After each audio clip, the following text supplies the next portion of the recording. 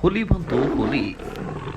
ಹುಣಸೂರು ತಾಲೂಕಿನ ಚಿಕ್ಕ ಹೆಜ್ಜೂರು ಗ್ರಾಮದಲ್ಲಿ ಪತಿಯನ್ನೇ ಕೊಂದು ಹುಲಿ ಕೊಂದಿದೆ ಎಂದು ಸುಳ್ಳು ಕತೆ ಹೆಣೆದಿದ್ದಂತಹ ಪತ್ನಿ ಕೊನೆಗೂ ಸಿಕ್ಕಿಬಿದ್ದಿದ್ದಾಳೆ. ಮೃತರು ವೆಂಕಟಸ್ವಾಮಿ ಎಂದು ಗುರುತಿಸಲ್ಪಟ್ಟಿದ್ದು, ಪತ್ನಿ ಸಲ್ಲಾಪುರಿ ಕಳೆದ ಕೆಲವು ದಿನಗಳ ಹಿಂದೆ ಪತಿ ನಾಪತ್ತೆಯಾಗಿದ್ದಾರೆ ಎಂದು ಪೊಲೀಸರಿಗೆ ದೂರು ನೀಡಿದ್ದಳು.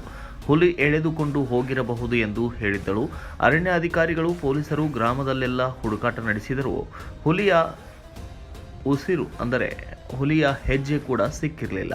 ಅನುಮಾನಗೊಂಡಂತಹ ಪೊಲೀಸರು ಆಕೆಯ ಮನೆಯಲ್ಲಿ ಪರಿಶೀಲನೆ ನಡೆಸಿದಾಗ ತಿಪ್ಪೇಗುಂಡಿಯಲ್ಲಿ ವೆಂಕಟಸ್ವಾಮಿಯ ಮೃತದೇಹ ಪತ್ತೆಯಾಯಿತು.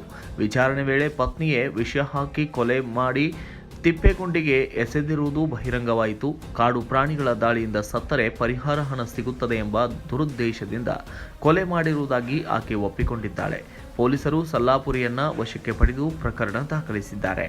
Bureau report, Kannada Janasri news, Mysuru.